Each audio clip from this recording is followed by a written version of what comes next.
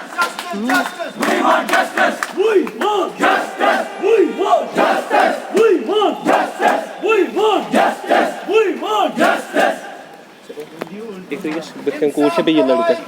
Kaçın dostlar. इंसाफ करो इंसाफ करो LG साहब इंसाफ करो इंसाफ करो इंसाफ करो एलजी साहब इंसाफ करो आखिर हमारी गलती क्या मेहनत करना और क्या आखिर हमारी गलती क्या मेहनत करना और क्या we want justice we want justice we want justice we want justice we want justice करो स्क्रैप ड्रामा बंद करो बंद करो बंद करो स्क्रैप ड्रामा बंद करो बंद करो बंद करो स्क्रैप ड्रामा बंद करो इंसाफ करो एलजी साहब इंसाफ करो इंसाफ करो इंसाफ करो एलजी साहब इंसाफ करो इंसाफ करो एलजी साहब इंसाफ करो we want justice we want justice we want justice we want justice we want justice we want justice we want justice we want justice we want justice नाज़रीन अस्सलाम वालेकुम, आप देख रहे हैं CNI हया जावेद के साथ। बताते चले आपको कि 13वां दिन है और 13 दिन से लगातार ये लोग जो है फाइनेंस अकाउंट्स असिस्टेंट यहाँ पे जो इम्तहानात इन्होंने दिए थे, जिन इम्तहानात में ये शामिल हुए थे, उसके बाद इनका रिज़ल्ट जो है वो रोका गया। हालांकि कामयाबी का दावा करते हैं, लेकिन उसके बाद अब तक 13 दिन से मुकम्मल ये प्रेस कॉलेज श्रीनगर में एहतजाज करते आए हैं। हम आपको बताते चले कि कल आपको मालूम होगा कि यहाँ बीजेपी की रैली थी लाल चौक श्रीनगर में घंटाघर के सामने। जितने भी यहाँ के सहाफ़ी हजरात हैं उन्होंने एक सवालिया निशान खड़ा कर दिया कि आप तो तिरंगा लहराने आए लाल चौक श्रीनगर, लेकिन ये जो हमारे जवान हैं कोई इन्हें पूछने नहीं आया यहाँ पे कि आप 13 दिन से लगातार यहाँ पे प्रोटेस्ट कर रहे हैं और क्या हाल है आपके, क्यों प्रोटेस्ट कर रहे हैं। अगर आपको लगता है कि आपने यहाँ पे हमारी नौजवान नस्ल जो है उसका साथ चाहिए, तो साथ अगर आप निभाना चाहते हैं उनका, तो इनके पास आइए और इनसे पूछिए कि क्या चाहते हैं ये लोग। लेकिन ऐसा कुछ हमें देखने को नहीं मिला। कितना चर्चा था लाल चौक में, लेकिन वो चर्चा अपनी जगह, लेकिन इनका कोई पुरसहाल नहीं था यहाँ पे प्रेस कॉलोनी श्रीनगर में। कहने का मकसद ये है कि जब तक हमारे नौजवान इन्हें रोज़गार नहीं मिलेगा तो ये प्रोटेस्ट यहाँ श्रीनगर में होते रहेंगे और ये अपनी मांग दोहराते रहेंगे। मुकम्मल बारिश हो या तपती हुई धूप, दोनों हालतों में ये लोग यहाँ पे खड़े हैं। और हसरत की बात यह है कि कोई अब तक इनको पूछता नहीं है। हम तवक्का करते हैं कि सरकार जल्दी से इनकी तरफ मुतवज्जा होगी और इनकी जितनी भी डिमांड्स है, ये कहते हैं कि हमने इम्तहानात पास किए हैं। जहाँ कहीं भी आपको लगता है कि धांधली हुई है, जिसने धांधली की उसको बाहर तो निकालिए, लेकिन हमें इसकी सज़ा क्यों दे रहे हो। 4-4, 5-5 साल इन्होंने इस पे मेहनत की और ये मकाम हासिल किया था, लेकिन बदकिस्मती के सबब अब इन्हें अपना फ्यूचर जो है वो डार्क नज़र आने लगा। लेकिन सरकार से इनकी जो अपनी चाहत है कि हमें सरकार ऐसे ही नहीं छोड़ेगी। हम भी तवक्का करते हैं कि सरकार के सामने ये नौजवान जो है, इनकी कोई कीमत है, कोई वक़्त है, तो सरकार यहाँ पे संजीदा नोटिस लेके इनका मसला जो है वो हल करेगी। आइए देखते हैं कि 13वें दिन भी इनके ख़यालात क्या तब्दील हुए, क्या उसी मोड़ पे ये खड़े हैं, क्या अभी भी इनको यहाँ की सरकार से तवक्कात है। आइए देखते हैं।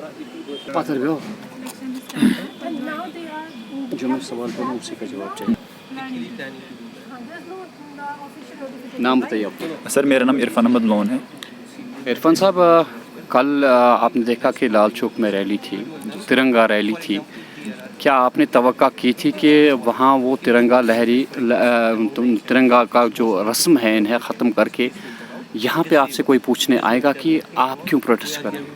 सर उम्मीद तो हमारी पूरी थी, उसी बिना पे कल हमारा 12वां दिन था प्रोटेस्ट का और हम सब यहाँ पर जमा होना चाहते थे, लेकिन यहाँ पर पुलिस और CID ऑफिसर्स ने पहले हमें जमा होने नहीं दिया। जैसे कि आप जानते हैं पूरा जो लाल चौक था वो चारों तरफ कवर किया गया था। हम फिर भी जालिम के साइड में वेट कर रहे थे कि जब हमारी यहाँ पर रैली ख़त्म होगी तो हम यहाँ पर प्रोटेस्ट अपना करेंगे। लेकिन हमारा उसके बाद भी जब हम यहाँ पर आए तो हमारी उम्मीद थी कि BJP के सारे लीडर्स यहाँ पर थे, जो ऊपर के उम्दा लीडर्स हैं, इनके वो यहाँ पर थे, कि हमारी उम्मीद थी कि एटलीस्ट पिछले 12 दिन से जो बच्चे यहाँ पर प्रोटेस्ट कर रहे हैं अपना अपना हक मांग रहे हैं, एटलीस्ट वो हमारी बात तो सुनेंगे। लेकिन अफसोस की बात है कि यहाँ पर उन्होंने हमारी तरफ तो तवज्जो दिया नहीं, और पहले तो हमें यहाँ पर बैठने तक का इजाज़त नहीं दी गई थी सर।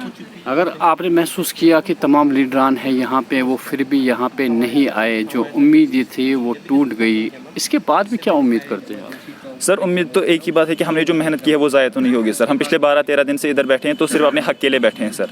और एडमिनिस्ट्रेटर को भी ये बताना चाहते हैं कि जो आपने ये स्क्रैप गेम का जो आपने बोलबाला किया है, देखिए सर पिछले 12-13 दिन से हमारे पास एक भी एडमिनिस्ट्रेशन का आदमी नहीं आया, उनके पास 5 मिनट नहीं है हमारे पास बैठने के लिए, उनका टाइम इतना वैल्यूएबल है। तो हमने तो पिछले 3 साल 4 साल इस मेहनत के इस एग्ज़ाम के लिए दिए हैं, तो हम कैसे पीछे हट जाएँ सर?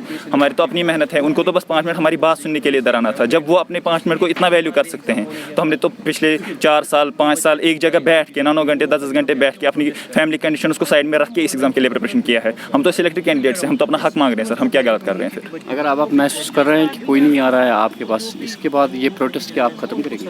बिल्कुल नहीं सर, हमारा प्रोटेस्ट तब तक जारी रहेगा जब तक हमें आश्वासन नहीं दिया जाएगा कि आपका एग्जाम स्क्रैप नहीं होगा। हमने कोई गलती नहीं की है सर, हम अपने हक पे है और उसी बात को हम पिछले 13 दिन से यहाँ पर कह रहे हैं सर।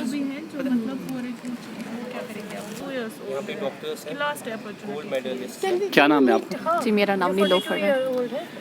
नीलोफर, ये बताओ आप 13 दिनों तक थकी तो नहीं?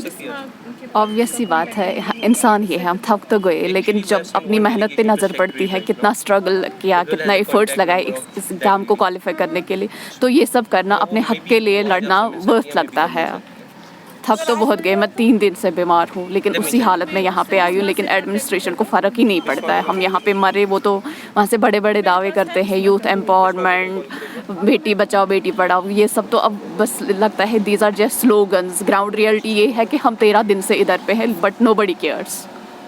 क्या आप चाहती हैं कि फ़िलहाल लगातार आप यहाँ पे बैठी रही जब तक आपका मसला हल नहीं होगा? हाँ, ऑब्वियस सी बात है, जब तक हमारे साथ जस्टिस नहीं होगा, जब तक हमें एडमिनिस्ट्रेशन की ओर से कोई एश्योरेंस नहीं आएगा कि हमारे साथ कुछ गलत नहीं होगा, जैसे कि एलजी साहब के खुद के वर्ड्स है कि बेगुनाह को छेड़ो मत और बेगुनाहगार को छोड़ो मत और बेगुनाह को छोड़ो मत। हम वही बेगुनाह है, हम वही चाहते हैं कि हमारा जो जॉब है वो सिक्योर रहे, उसके साथ कोई छेड़खानी ना करे, और जिन्होंने गुनाह किया है, जो कल्प्रिट्स हैं, उनको सज़ा मिलनी चाहिए।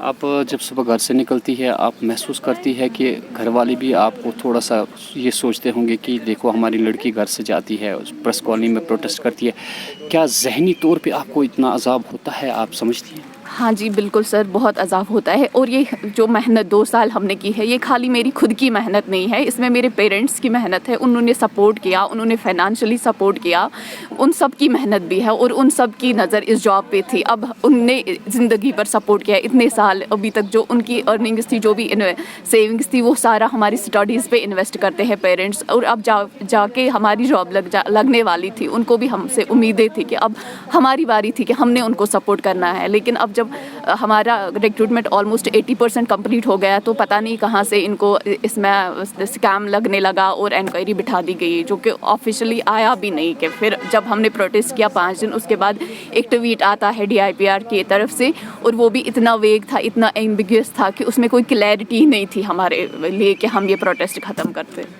अगर फाइनली आपको बताया जाए कि नहीं जी अब ये स्क्रैप हुआ, अब आपको नहीं मिल सकती है नौकरी, तो वो स्क्रैप, ये तो अनइमेजिनेबल है, हम स्क्रैप इमेजिन भी नहीं कर सकते।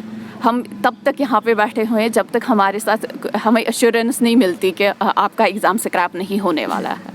कितने दिनों तक आप यहाँ बैठ सकती? जब तक इंसाफ नहीं मिलेगा। यहाँ की इंतज़ामिया को समझना चाहिए कि इनके इरादे जो है वो बिल्कुल पुख्ता है। ये कहते हैं कि जब तक हमें इंसाफ नहीं मिलेगा, हम रोडों से इस यहाँ प्रेस कॉलोनी से नहीं हटेंगे।